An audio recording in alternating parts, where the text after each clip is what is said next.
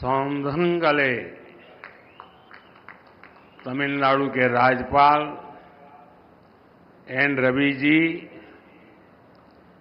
केंद्रीय मंत्रिमंडल के मेरे सहयोगी अश्विनी वैष्णव जी, डॉक्टर एल मुरुगन जी, तमिलनाडु सरकार के मंत्रीगण, सांसद, अन्य महानुभाव और मेरे प्यारे भाई और बहनों, नमस्कार। வணக்கம். என் அன்பு தமிழ் சொந்தங்களே, தமிழ்நாட்டின் ஆளுநர் ஆர் என் ரவி அவர்களே, மத்திய அமைச்சரவையின் என் சகாக்களான அஸ்வினி வைஷ்ணவ் அவர்களே, டாக்டர் எல் முருகன் அவர்களே, தமிழ்நாடு அரசின் அமைச்சர் பெருமக்களே, நாடாளுமன்ற உறுப்பினர்களே, சான்றோர்களே, பெரியோர்களே, என் நெஞ்சுக்கினிய அன்பு சகோதர சகோதரிகளே, वणक्कम।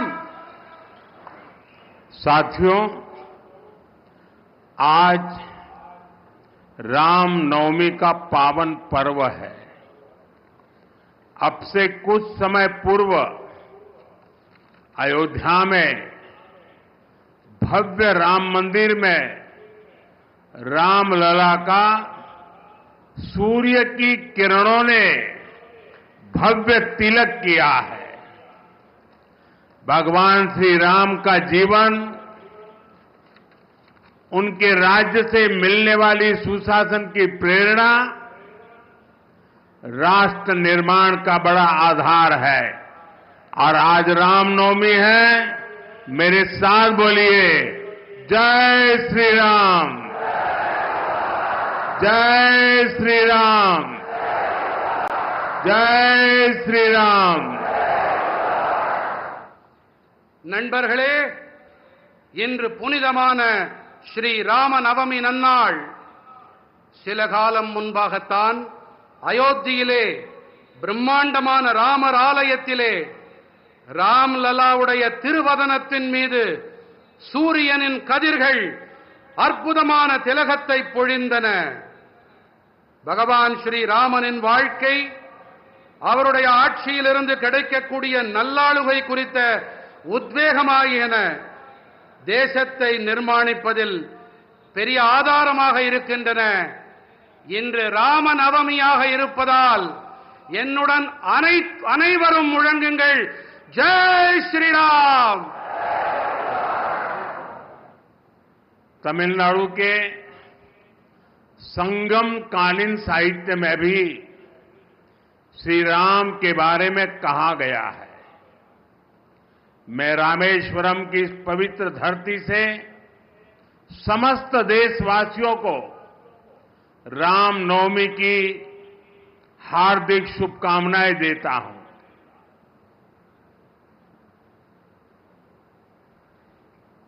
தமிழ்நாட்டின் சங்ககால இலக்கியத்திலும் கூட ஸ்ரீ ராமபிரானை பற்றி கூறப்பட்டிருக்கின்றது.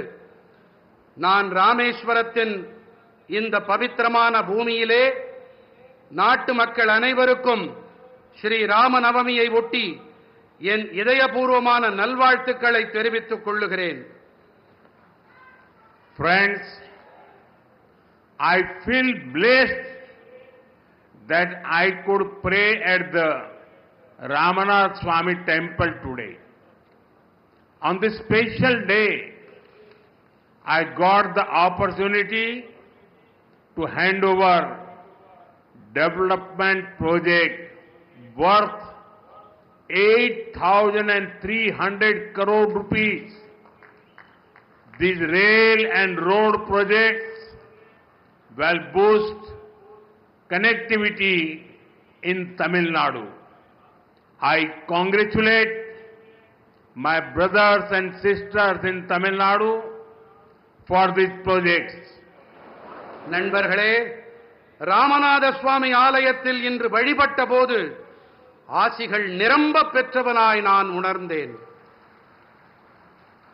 இந்த விசேஷமான நாளன்று 8300 கோடி ரூபாய் மதிப்பிலான நலத்திட்டங்களை அர்ப்பணிக்கும் வாய்ப்பு எனக்கு கிடைத்தது. இந்த ரயில் மற்றும் சாலை திட்டங்கள் தமிழ்நாட்டிலே இணைப்பு திறனை வலுப்படுத்தும். இந்த திட்டங்களின் பொருட்டு தமிழ்நாட்டின் என் சகோதர சகோதரிகளுக்கு நான் என் வாழ்த்துக்களை தெரிவித்துக் கொள்ளுகிறேன். Friends, this is the land of Bharat Ratna Dr. Kalam. His life showed us that science and spirituality complement each other. Similarly, the new Pamban Bridge to Rameswaram brings technology and tradition together. நண்பர்களே, இது Bharat Ratna doctor Kalam அவர்களின் பூமி. அறிவியலும் ஆன்மீகமும் ஒன்றையொன்று நிறைவு செய்பவை என்பது அவருடைய வாழ்வு நமக்கு காட்டுகிறது. அதே போல ராமேஸ்வரத்திற்கான இந்த புதிய பாம்பன் பாலமும் கூட தொழில்நுட்பத்தையும் பாரம்பரியத்தையும் ஒன்று சேர்க்கின்றது. A town that is thousands of years old is being connected by a 21st century engineering wonder. I thank our engineers and workers for their hard work. ஆயிரக்கணக்கான ஆண்டுகள் பழமையான ஒரு நகரம் 21ஆம் நூற்றாண்டின் ஒரு பொறியியல் அற்புதத்தால் இன்று இணைக்கப்பட்டிருக்கின்றது. தங்களுடைய தீவிரமான உழைப்பிற்காக நான் நமது பொறியாளர்களுக்கு என் நன்றிகளை தெரிவித்துக் கொள்ளுகிறேன். This bridge is India's first vertical lift railway sea bridge. Big ships will be able to sail under it. Trains will also be able to travel faster on it. I just flagged off a new train service and also a ship a short while ago. Once again, I congratulate the people of Tamil Nadu for this project. இந்த பாலம்தான் இந்தியாவின் முதல் செங்குத்து தூக்கு ரயில் வழி கடல் பாலம். இதற்கடியிலே பெரிய கப்பல்களாலும் பயணத்தை மேற்கொள்ள முடியும். ரயில்கள் இதன் மீது விரைவாக பயணிக்க இயலும். நான் சற்று நேரம் முன்னதாகத்தான் ஒரு புதிய ரயில் சேவையையும் ஒரு கப்பல் பயணத்தையும் துவக்கி வைத்தேன். இந்த திட்டத்தின் பொருட்டு தமிழ்நாட்டு மக்களுக்கு நான் மீண்டும் என் நல்வாழ்த்துக்களை தெரிவித்துக் கொள்ளுகிறேன். Friends, for many decades there was a demand for this bridge. With your blessings, we got the privilege of completing this work. Pamban Bridge supports both ease of doing business and ease of travel. It will have a positive impact on the lives of the lakhs of people. நண்பர்களே, இந்த பாலத்திற்கான தேவை பல பத்தாண்டுகளாக இருந்து வந்திருக்கின்றது. உங்கள் நல்லாசிகளோடு இந்த பணியை நிறைவு செய்யும் பேறு எங்களுக்கு கிடைத்திருக்கிறது. பாம்பன் பாலம் சுலபமாக வியாபாரம் செய்தல் மற்றும் சுலபமாக பயணம் மேற்கொள்ளுதல் ஆகியவற்றுக்கு ஆதரவாக இருக்கின்றது. பல லட்சக்கணக்கான மனிதர்களின் வாழ்விலே இது ஆக்கப்பூர்வமான தாக்கத்தை ஏற்படுத்தும். The new train service will improve the connectivity from Rameswaram to Chennai and other parts of the country. This will benefit both trade and tourism in Tamil Nadu. New jobs and business opportunities will also be created for the youth. Rameswaram தொடங்கி சென்னை வரையும் நாட்டின் பிற பகுதிகளுக்கும் இடையிலான இணைப்பினை இந்த புதிய ரயில் சேவை மேம்படுத்தும். தமிழ்நாட்டின் சுற்றுலா மற்றும் வணிகத்திற்கு இது ஆதாயங்களை அள்ளித்தரும். இளைஞர்களுக்கான புதிய வேலை வாய்ப்புகள் மற்றும் சந்தர்ப்பங்களை இது ஏற்படுத்தி தரும். साथियों, बीते 10 वर्षों में भारत ने अपने इकोनॉमी का साइज दोगुना किया है. इतनी तेज ग्रोथ का एक बड़ा कारण हमारा शानदार मॉडर्न इंफ्रास्ट्रक्चर भी है. बीते 10 सालों में हमने रेल, रोड, एयरपोर्ट, पोर्ट, बिजली, पानी, गैस पाइपलाइन ऐसे इंफ्रास्ट्रक्चर का बजट करीब 6 गुना बढ़ाया है. நண்பர்களே, கடந்த 10 ஆண்டுகளிலே பாரதம் தனது பொருளாதாரத்தின் அளவினை இரட்டிப்பாக்கி இருக்கின்றது. இத்தனை விரைவான வளர்ச்சிக்கான ஒரு பெரிய காரணம் என்று சொன்னால் நமது அருமையான நவீன கட்டமைப்பும் அதில் அடங்கும். கடந்த 10 ஆண்டுகளில் நாம் ரயில், சாலை, விமான நிலையம், துறைமுகங்கள், மின்னாற்றல், நீர், எரிவாயு குழாய்கள் போன்ற கட்டமைப்புகளுக்கான நிதி ஒதுக்கீட்டை 6 மடங்கு உயர்த்தி இருக்கின்றோம். आज देश में बहुत तेजी से मेगा प्रोजेक्ट पर काम हो रहा है.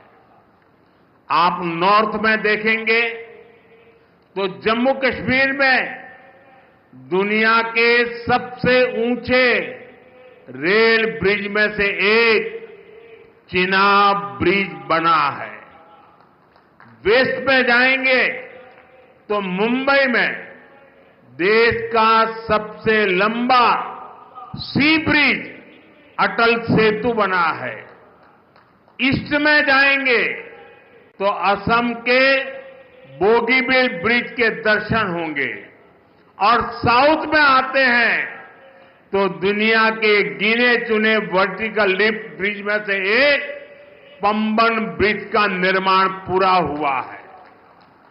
இன்று தேசத்தின் மிக விரைவாக மெகா திட்டங்கள் தொடர்பான பணிகள் நடைபெற்று வருகின்றன. வடக்கிலே நீங்கள் பார்த்தீர்களானால் ஜம்மு காஷ்மீரத்திலே உலகின் மிக உயரமான ரயில் பாலங்களில் ஒன்றான சினாப் பாலம் அமைக்கப்பட்டிருக்கின்றது. மேற்கிலே பார்த்தீர்கள் என்றால் மும்பையிலே தேசத்தின் மிக நீளமான கடல் பாலமான அடல் பாலம் அமைக்கப்பட்டிருக்கின்றது. கிழக்கிலே கவனித்தோம் என்றால் அசாமின் போகிபீல் பாலத்தை நீங்கள் பார்க்கலாம். மேலும் தெற்கு நோக்கி பயணித்தால் உலகின் வெகு குறைவான செங்குத்து உயர்த்தல் கொண்ட பாலங்களில் ஒன்றான பாம்பன் பாலத்தின் நிர்மாணம் நிறைவடைந்திருக்கின்றது. इसी तरह ईस्टर्न और western freight corridor, dedicated freight corridor भी तैयार हो रहे हैं. देश की पहली बुलेट ट्रेन पर तेजी से काम चल रहा है. वंदे भारत, अमृत भारत और नमो भारत जैसी आधुनिक ट्रेनें रेल नेटवर्क को और आधुनिक बना रही है. இதைப் போலவே கிழக்கு மற்றும் மேற்கு பிரத்யேகமான சரக்கு போக்குவரத்து இடைவழியும் கூட அமைக்கப்பட்டு வருகின்றது. தேசத்தின் முதல் புல்லட் ரயில் தொடர்பான பணிகளும் விரைவாக நடந்தேறி வருகின்றன. வந்தே பாரத், அம்ருத் பாரத் மற்றும் நமோ பாரத் போன்ற நவீன ரயில்களும் ரயில் வலைப்பின்னலை மேலும் நவீனப்படுத்தி வருகின்றன. साथियों, जब भारत का हर रीजन आपस में कनेक्ट होता है तो डेवलप नेशन बनाने का रास्ता मजबूत होता है. दुनिया के हर डेवलप नेशन, हर डेवलप रीजन में यही हुआ है. आज जब भारत का हर स्टेट आपस में कनेक्ट हो रहा है तो पूरे देश का पोटेंशियल सामने आ रहा है. इसका बेनिफिट भी देश के हर रीजन को हो रहा है हमारे तमिलनाडु को हो रहा है। நண்பர்களே, பாரதத்தின் அனைத்து பகுதிகளும் பரஸ்பர இணைப்புகள் உடையவையாக ஆகும்போது வளர்ந்த தேசமாக ஆகும் பாதை மேலும் வலுவடைகிறது. உலகின் அனைத்து வளர்ச்சியடைந்த நாடுகளில் வளர்ச்சிக்கான காரணம் இதுதான். இன்று பாரதத்தின் அனைத்து மாநிலங்களும் ஒன்றோடு ஒன்று இணைக்கப்படும் போது தேசத்தின் ஒட்டுமொத்த சாத்தியங்களும் வெளிப்படுத்தப்படுகின்றன. இவற்றின் ஆதாயங்களும் கூட தேசத்தின் அனைத்து பகுதிகளுக்கும் கிடைக்கின்றன. நமது தமிழ்நாட்டிற்கும் கிடைத்து வருகின்றது. साथियों, विकसित भारत के सफर में तमिलनाडु का बहुत बड़ा रोल है। मैं मानता हूं, तमिलनाडु का सामर्थ्य जितना ज्यादा बढ़ेगा, भारत की ग्रोथ उतनी ही तेज होगी। बीते दशक में तमिलनाडु के विकास के लिए 2014 से पहले की तुलना में 3 गुना ज्यादा पैसा सेंटर से दिया गया है। जब इंडी अलायंस की सरकार थी, डीएमके उस सरकार में विराजमान थे, तब जितना पैसा मिला उससे 3 गुना मोदी सरकार ने दिया है। इससे तमिलनाडु की इकोनॉमिक और इंडस्ट्रियल ग्रोथ में बहुत बड़ी मदद मिली है। நண்பர்களே, வளர்ச்சியடைந்த பாரதம் நோக்கிய பயணத்தில் தமிழ்நாட்டிற்கென மிகப்பெரிய பங்கு இருக்கின்றது.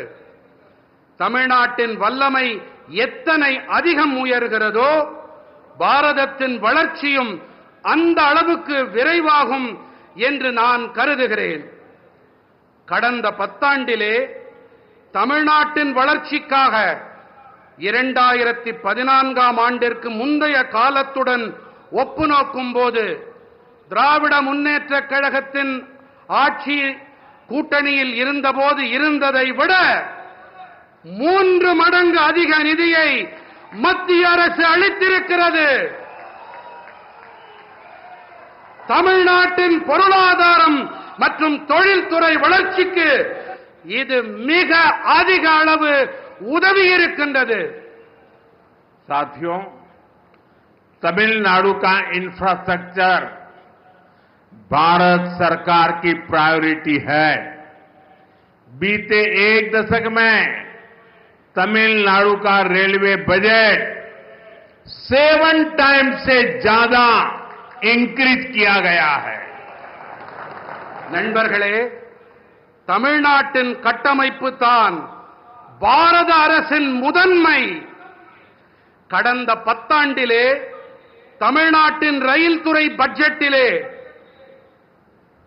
7 மடங்கிற்கும் அதிகமான அதிகரிப்பு செய்யப்பட்டிருக்கின்றது.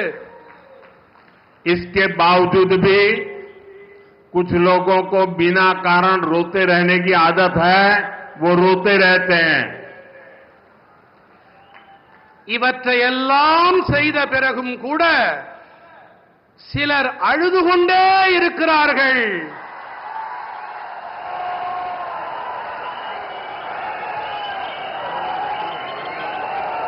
அவர்களால் அழ மட்டுமே முடியும்.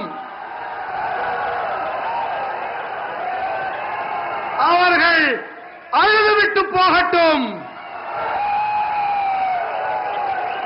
2014 से पहले रेल प्रोजेक्ट के लिए हर साल सिर्फ ओनली 900 करोड़ रुपीज ही मिलते थे।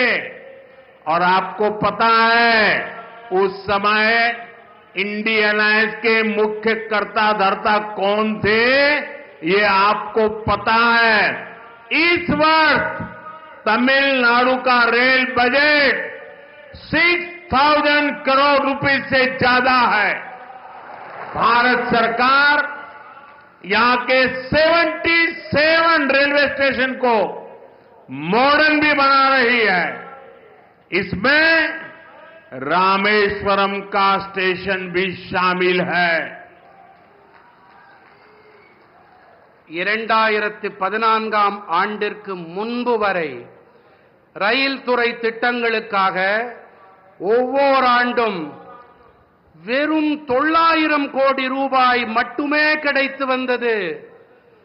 அப்போதெல்லாம் கூட்டணியிலே யார் ஆட்சியில் அமர்ந்திருந்தார்கள் என்பதை நான் கூற தேவையே இல்லை.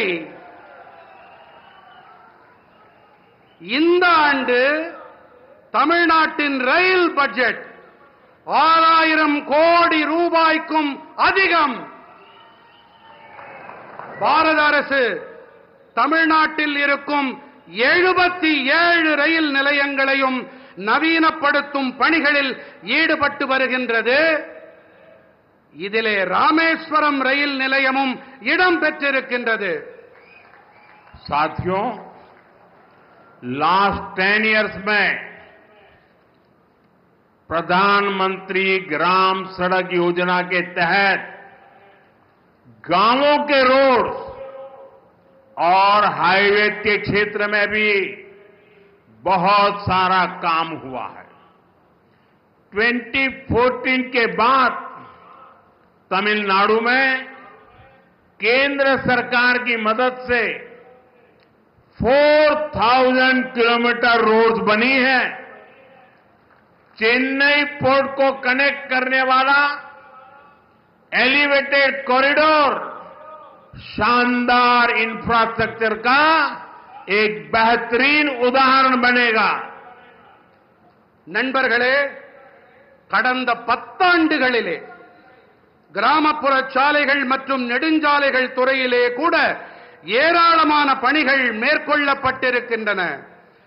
2014ஆம் ஆண்டிற்கு பிறகு தமிழ்நாட்டிலே மத்திய அரசின் உதவியோடு 4000 கிலோமீட்டர் அளவுக்கு சாலைகள் போடப்பட்டிருக்கின்றன.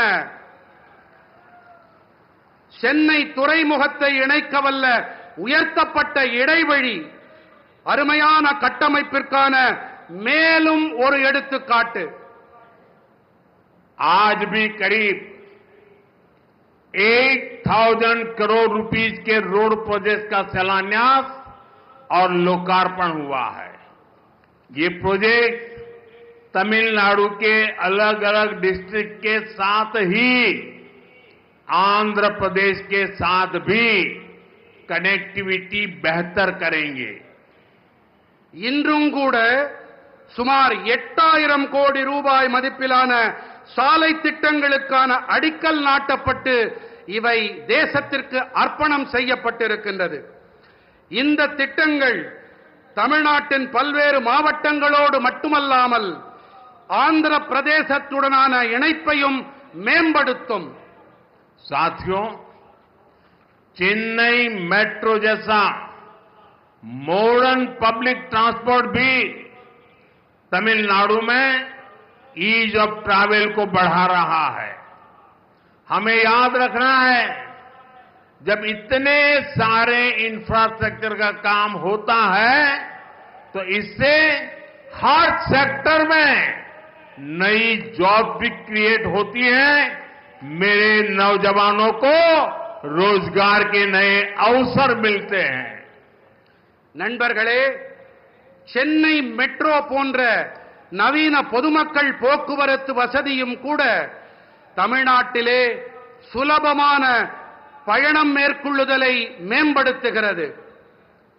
இத்தனை பெரிய அளவில் கட்டமைப்புகள் தொடர்பான பணிகள் நடைபெற்று வரும் வேளையிலே இவற்றின் அனைத்து துறைகளிலும் புதிய வேலை வாய்ப்புகளும் உருவாக்கப்பட்டு வருகின்றன.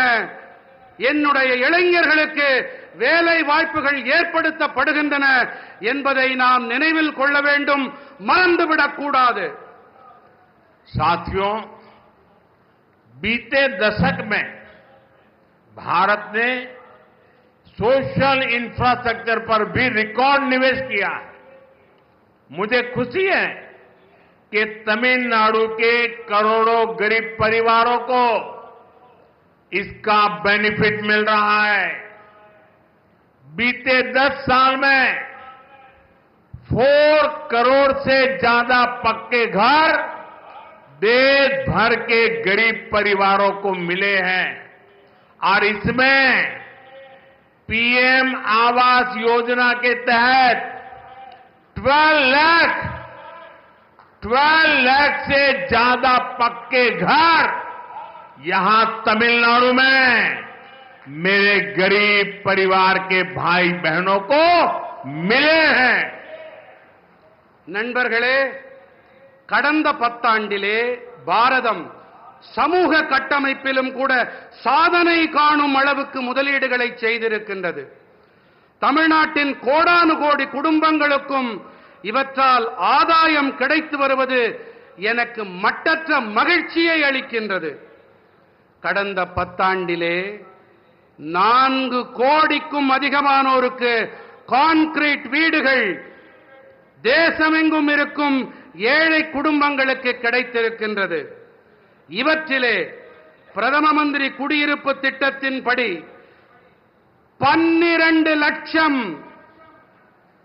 12 லட்சத்திற்கும் மேற்பட்ட கான்கிரீட் வீடுகள் இங்கே என்னுடைய ஏழை சகோதர சகோதரிகள் தமிழ்நாட்டிலே அவர்களுக்கு கிடைத்துவிட்டன. पिछले 10 सालों में गांवों में करीब 12 करोड़ परिवारों तक पहली बार पाइप से वाटर नीर पहुंचाया गया है. इसमें 1 करोड़ 11 लाख फैमिलीज मेरे तमिलनाडु की है. इनके घर में पहली बार टैप वाटर पहुंचा है. इसका बहुत बड़ा लाभ तमिलनाडु की मेरी माताओं बहनों को मिला है. கடந்த 10 ஆண்டுகளிலே கிராமங்களில் 12 கோடி குடும்பங்களுக்கு முதன்முறையாக குழாய் வழி குடிநீர் கொண்டு சேர்க்கப்பட்டிருக்கிறது. இவற்றிலே 1 கோடி 11 லட்சம் குடும்பங்கள் தமிழ்நாட்டைச் சேர்ந்தவை. இவர்களுடைய இல்லங்களிலே முதன்முறையாக குழாய் வழி குடிநீர் சென்றடைந்திருக்கிறது. இதனால் மிகப்பெரிய ஆதாயம் அடைந்தவர்கள் நம்முடைய தாய்மார்கள் சகோதரிகள் தான். साथियों, देशवासियों को क्वालिटी और सस्ता इलाज देने से ये हमारी सरकार का कमिटमेंट है. आप देखिए, आयुष्मान योजना के तहत तमिलनाडु में 1 करोड़ से ज्यादा ट्रीटमेंट हो चुके हैं. इससे तमिलनाडु के इन परिवारों के 8,000 करोड़ रुपीज जो उनकी जेब में से खर्च होना था, वो खर्च बच गया है. मेरे तमिलनाडु के भाई बहनों के जेब में 8,000 करोड़ रुपीज, ये बहुत बड़ा आंकड़ा है. நண்பர்களே, நாட்டு மக்களுக்கு தரமான மற்றும் விலை மலிவான சிகிச்சை அளிக்கும் விஷயத்தில் நமது அரசாங்கம் அர்ப்பணிப்போடு செயல்கள் புரிந்து வருகின்றது. நீங்களே பாருங்கள், ஆயுஷ்மான் பாரதம் திட்டத்தின்படி தமிழ்நாட்டிலே 1 கோடிக்கும் மேற்பட்ட சிகிச்சைகள் நடைபெற்றாகிவிட்டன. இவற்றிலே தமிழ்நாட்டின் இந்த குடும்பங்கள் 8,000 கோடி ரூபாய், சிறிய தொகை அல்ல, 8,000 கோடி ரூபாய் செலவிலிருந்து காப்பாற்றப்பட்டிருக்கிறார்கள். என்னுடைய தமிழ் சொந்தங்கள் காப்பாற்றப்பட்டிருக்கின்றார்கள். तमिलनाडु में 1400 से अधिक जन औषधि केंद्र हैं. ये मैं सिर्फ तमिलनाडु का बताता हूं. यहां जन औषधि केंद्र में 80% डिस्काउंट पर दवाएं मिलती है. इन सस्ती दवाओं से भी लोगों की जेब में 700 करोड़ रुपीज मेरे तमिलनाडु के भाई बहनों के जेब में 700 करोड़ रुपीस की सेविंग हुई है। और इसलिए मैं तमिलनाडु के मेरे भाई बहनों को कहूंगा, अगर आपको दवाई खरीदनी है तो जन औषधि केंद्र से खरीदिए। आपको 1 रुपये की चीज 20 पैसे में, 25 पैसे में, 30 पैसे में मिल जाएगी।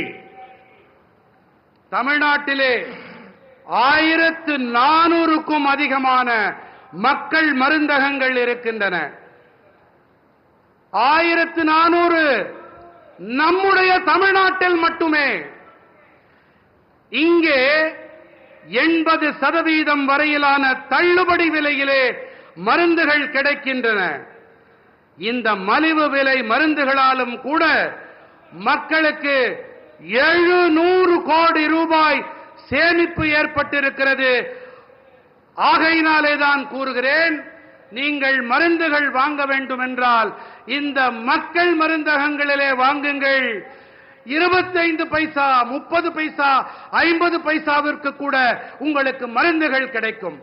साथियों, हमारा प्रयास है कि देश के नौजवानों को डॉक्टर बनने के लिए एब्रॉड जाने की मजबूरी ना रहे। बीते सालों में तमिलनाडु को 11 नए मेडिकल कॉलेज मिले हैं. நண்பர்களே, நாட்டின் இளைஞர்கள் மருத்துவ படிப்பு படிக்க அயல் நாடுகளுக்கு செல்ல வேண்டிய கட்டாயம் ஏற்படக்கூடாது என்பதே எங்களுடைய முயற்சி. கடந்த ஆண்டுகளிலே தமிழ்நாட்டிற்கு 11 புதிய மருத்துவக் கல்லூரிகள் கிடைத்திருக்கின்றன. साथियों, देश भर में कई राज्यों ने मातृभाषा में डॉक्टरी की शिक्षा आरंभ की है. अब गरीब से गरीब मां का बेटा बेटी भी जिसने अंग्रेजी नहीं पढ़ी है वो भी डॉक्टर बन सकते हैं. मैं भी तमिलनाडु सरकार से आग्रह करूंगा कि वे तमिल भाषा में डॉक्टरी के कोर्सेज चालू करें ताकि गरीब मां के बेटे बेटी भी डॉक्टर बन सके. மருத்துவ படிப்பினை அதை தமிழிலே செய்ய வேண்டும் என்பதே எங்களுடைய பேரவா. இதற்காக இந்த படிப்பினை படித்த ஏழை தாய்மார்களுடைய குழந்தைகளும் அவர்களாலும் இதை படிக்க முடியும். அதற்காகத்தான் மருத்துவ படிப்பினை கூட தமிழிலே அதை அமைக்கப்பட வேண்டும் என்று நாங்கள் விரும்புகிறோம். இதன் பொருட்டு நான் வேண்டி விரும்பி மாநில அரசிடமும் கேட்டுக் கொள்ளுகிறேன், இந்த ஏழை குழந்தைகளும் மருத்துவ படிப்பை படிக்க வேண்டும் என்பதற்காக பாடத்திட்டத்தினை தமிழ் மொழியிலே செய்து தாருங்கள் என்று வேண்டி விரும்பி கேட்டுக் கொள்ளுகிறேன்.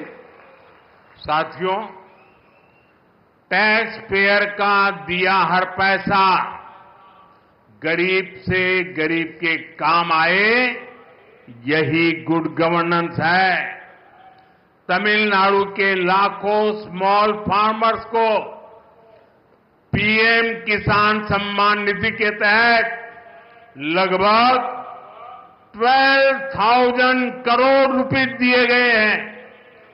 तमिलनाडु के फार्मर्स को पीएम फसल बीमा स्कीम से भी 14,800 करोड़ रुपए का क्लेम मिला है. நண்பர்களே, வரி செலுத்துபவர்கள் செலுத்தும் பணம் மிகவும் ஏழ்மையில் வாடும் மக்களுக்கு துணை வர வேண்டும். இதுதான் நல்லாளுகை. தமிழ்நாட்டின் லட்சக்கணக்கான சிறு விவசாயிகளுக்கு பிரதம மந்திரி விவசாயிகளுக்கான வருமான ஆதரவு திட்டத்தின்படி சுமார் 12,000 கோடி ரூபாய் அளிக்கப்பட்டிருக்கின்றது. தமிழ்நாட்டின் விவசாயிகளுக்கு பிரதம மந்திரி பயிர் காப்பீட்டு திட்டத்தின் வாயிலாக 14,800 கோடி ரூபாய் காப்புறுதி பணம் கோரல் நிறைவேற்றப்பட்டிருக்கிறது. साथियों, भारत की ग्रोथ में हमारी ब्लू इकोनॉमी का बहुत बड़ा रोल होने वाला है.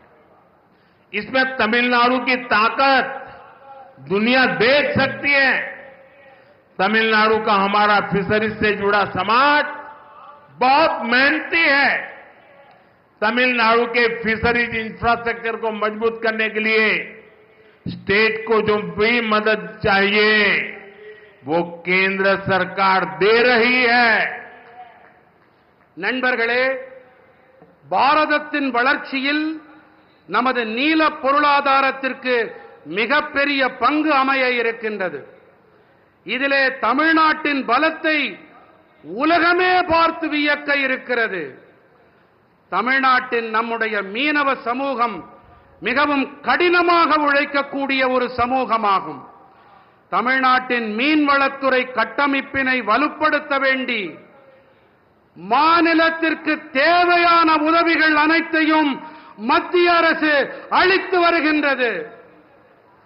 पिछले 5 साल में पीएम मत्स्य संपदा स्कीम के तहत भी तमिलनाडु को करोड़ों रुपए मिले हैं. हमारी कोशिश यही है कि मछुआरों को ज्यादा फैसिलिटीज मिले, आधुनिक सुविधाएं मिले, चाहे सीवीड पार्क हो या फिर फिशिंग हार्बर और लैंडिंग सेंटर हो. केंद्र सरकार यहां सैकड़ों करोड़ रुपए इन्वेस्ट कर रही है. கடந்த 5 ஆண்டுகளிலே பிரதம மந்திரி மீன்வள திட்டங்களின்படி தமிழ்நாட்டிற்கு கோடிக்கணக்கான ரூபாய் நிதியாக வழங்கப்பட்டிருக்கிறது. அதிகபட்ச நவீன வசதிகள் நமது மீனவர்களுக்கு வழங்கப்பட வேண்டும் என்பதே நம்முடைய முயற்சியாக இருக்கிறது. அது கடற்பாசி பூங்காவாகட்டும், மீன்பிடி துறைமுகமாகட்டும், படகுத்துறையாகட்டும், மத்திய அரசு இங்கே பல நூற்றுக்கணக்கான கோடி ரூபாயை முதலீடு செய்து வருகின்றது. हमें आपकी रक्षा सुरक्षा की भी चिंता है. भारत सरकार फिशरमैन के हर संकट में उनके साथ खड़ी है. भारत सरकार के प्रयासों से बीते 10 साल में 3,700 से ज्यादा फिशरमैन श्रीलंका से वापस लौटे हैं. इनमें से 600 से अधिक फिशरमैन तो पिछले 1 साल में फ्री हुए हैं. और आपको याद होगा, कुछ हमारे मछुआरा साथियों को फांसी की सजा हुई थी. उनको भी हम जिंदा भारत लौट करके ला करके उनके परिवार को सुपुर्द किया है. நமது பாதுகாப்பு தொடர்பான அக்கறையும் நமக்கு இருக்கிறது.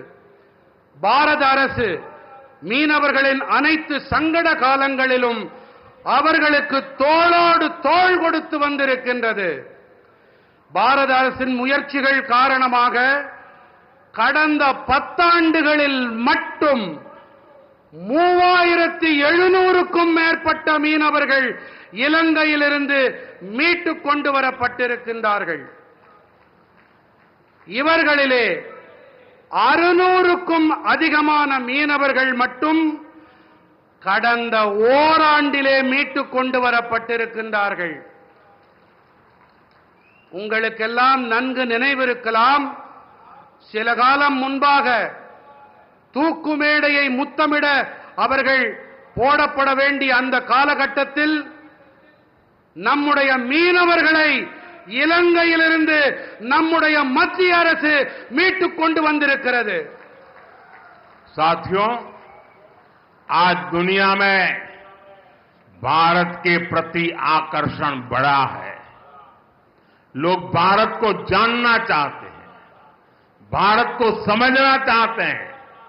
इसमें भारत के कल्चर का, हमारी सॉफ्ट पावर का भी बड़ा रोल है। तमिल लैंग्वेज और हेरिटेज दुनिया के कोने कोने तक पहुंचे, इसके लिए भी सरकार लगातार कोशिश कर रही है। நண்பர்களே, இன்று உலகில் பாரதம் அனைவரையும் ஈர்க்கும் மையமாக மாறியிருக்கிறது. மக்கள் பாரதம் பற்றி தெரிந்து கொள்ள ஆசைப்படுகிறார்கள், புரிந்து கொள்ள விழைகிறார்கள். இதிலே பாரதத்தின் கலாச்சாரம் நம்முடைய மென் சக்திக்கு மிகப்பெரிய பங்கு இருக்கின்றது. தமிழ் மொழி மற்றும் மரபு உலகின் அனைத்து இடங்களுக்கும் சென்று சேர வேண்டும். இதற்காக அரசாங்கம் தொடர்ந்து முயற்சிகளை மேற்கொண்டு வருகின்றது. मैं तो कभी कभी हैरान हो जाता हूं, तमिलनाडु के कुछ नेताओं की चिट्ठियां जब मेरे पास आती हैं, कभी भी कोई नेता तमिल भाषी में सिग्नेचर नहीं करता है। अरे तमिल का गौरव हो, मैं सबसे कहूंगा कम से कम तमिल भाषा में अपनी सिग्नेचर तो करो। வழக்கமாக எனக்கு தமிழ்நாட்டிலிருந்து சில தலைவர்கள் கடிதங்கள் எழுதுவதுண்டு, மடல்கள் எழுதுவதுண்டு. அந்த கடிதங்களிலே எனக்கு மிகப்பெரிய ஆச்சரியத்தை ஏற்படுத்தக்கூடிய விஷயம் என்னவென்றால், கடிதம் என்னமோ ஆங்கிலத்திலே இருக்கிறது, ஆனால் கையெழுத்தும் ஆங்கிலத்திலேயே இருக்கிறது. குறைந்தபட்சம் கையெழுத்தையாவது தமிழ் மொழியிலே போடக்கூடாதா என்று நான் வியப்பதுண்டு.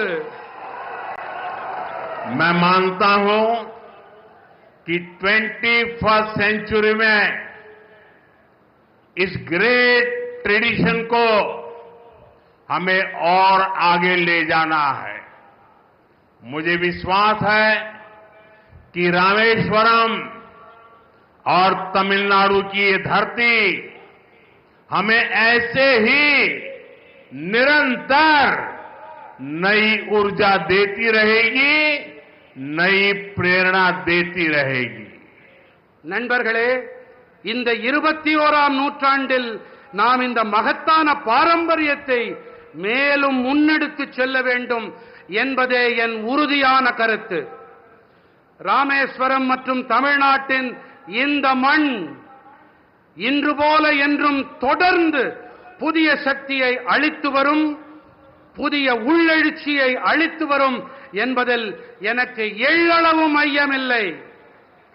और आज भी देखिए कितना सुभग संयोग है, रामनवमी का पवित्र दिवस है, रामेश्वरम की धरती है और यहां पर जिस पन्नम बीच का आज उद्घाटन हुआ, 100 साल पहले जो पुराना ब्रिज था उसको बनाने वाला व्यक्ति गुजरात में जन्म लिया था और आज 100 साल के बाद उसका नया ब्रिज बनाने का उद्घाटन करने का बाद भी उस व्यक्ति को मिला है जो भी गुजरात में पैदा हुआ है.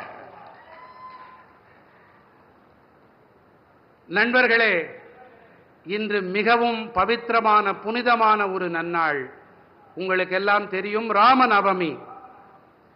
இங்கே இந்த பவித்திரமான இடத்திலே நாம் பாம்பன் பாலத்தை சில காலம் முன்பாகத்தான் அதை துவக்கி வைத்தோம். ஒரு ஆச்சரியமான தற்செயல் நிகழ்வு என்றுதான் சொல்ல வேண்டும். 100 ஆண்டுகளுக்கு முன்பாக இந்த பாம்பன் இடத்திலே பாலத்தை கட்டியவர் யார் தெரியுமா? அவர் ஒரு குஜராத்தி. இதில் தற்செயல் நிகழ்வு என்னவென்றால், 100 ஆண்டுகளுக்கு பிறகு இதே பாம்பனில் இங்கு ஒரு பாலத்தை திறந்து வைப்பதும் அதே குஜராத்தில் பிறந்த நான். साथियों, आज जब रामनवमी है, रामेश्वर की पवित्र भूमि है, तब मेरे लिए कुछ भावुक पल भी है. आज भारतीय जनता पार्टी का स्थापना दिवस है. सशक्त, समृद्ध और विकसित भारत के जिस लक्ष्य को लेकर के हम चल रहे हैं, उसमें बीजेपी के हर एक कार्यकर्ता का परिश्रम है. 3-3, 4-4 पीढ़ियां मां भारती के जय जयकार के लिए खप गई है. मेरे लिए गर्व की बात है कि भारतीय जनता पार्टी के उस विचार ने, भारतीय जनता पार्टी के लाखों कार्यकर्ताओं के परिश्रम ने आज हमें देश की सेवा करने का अवसर दिया है. आज देश के लोग बीजेपी सरकारों की गुड गवर्नेंस देख रहे हैं, राष्ट्रहित में लिए जा रहे हैं वो निर्णय देख रहे हैं और हर हिंदुस्तानी का सीना चौड़ा हो रहा है. நண்பர்களே,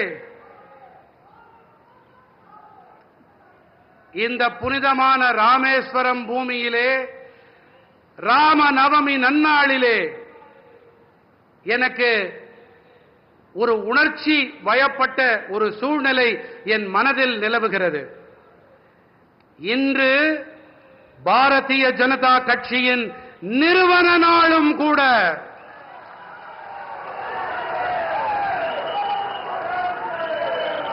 சக்தி படைத்த, தன்னிறைவு கொண்ட, வளர்ச்சியடைந்த பாரதம் என்ற லட்சியத்தை மனதிலே தாங்கி நாம் பயணித்துக் கொண்டிருக்கிறோம்.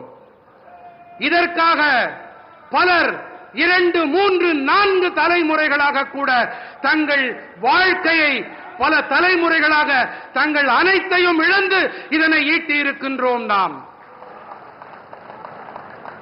இதிலே பாரதிய ஜனதா கட்சியின் அனைத்து தொண்டர்களின் கடினமான உழைப்பு அடங்கி இருக்கிறது.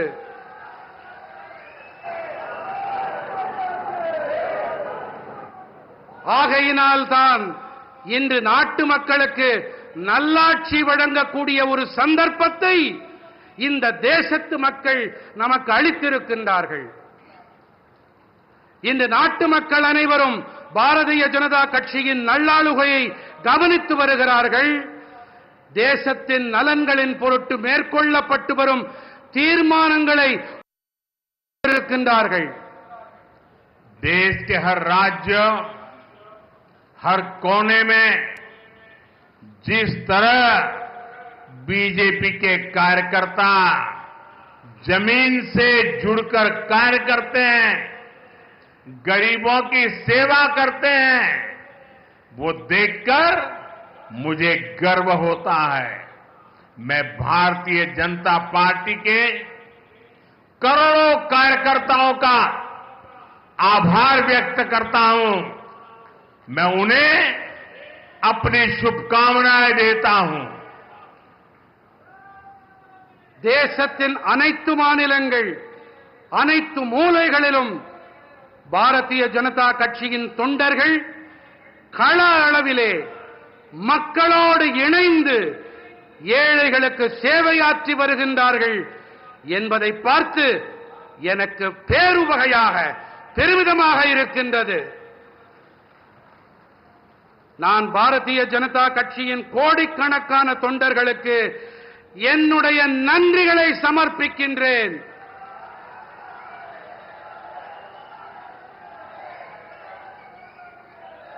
உங்கள் அனைவருக்கும் என்னுடைய இனிய நல்வாழ்த்துக்களை காணிக்கையாக்குகின்றேன். एक बार फिर आप सभी को तमिलनाडु के इन सभी डेवलपमेंट प्रोजेक्ट्स के लिए बहुत बहुत बधाई देता हूं। नंद्री, वणक्कम, मिन्नोम, संदीपम, भारत माता की, भारत माता की, भारत माता की। மீண்டும் ஒரு முறை உங்கள் அனைவருக்கும் தமிழ்நாட்டின் இந்த அனைத்து வளர்ச்சி திட்டங்களுக்கான நல்வாழ்த்துக்கள். நன்றி, வணக்கம், மீண்டும் சந்திப்போம். உடனுக்குடன் செய்திகளை தெரிந்து கொள்ள சன் நியூஸ் பெல் ஐகானை கிளிக் பண்ணுங்க.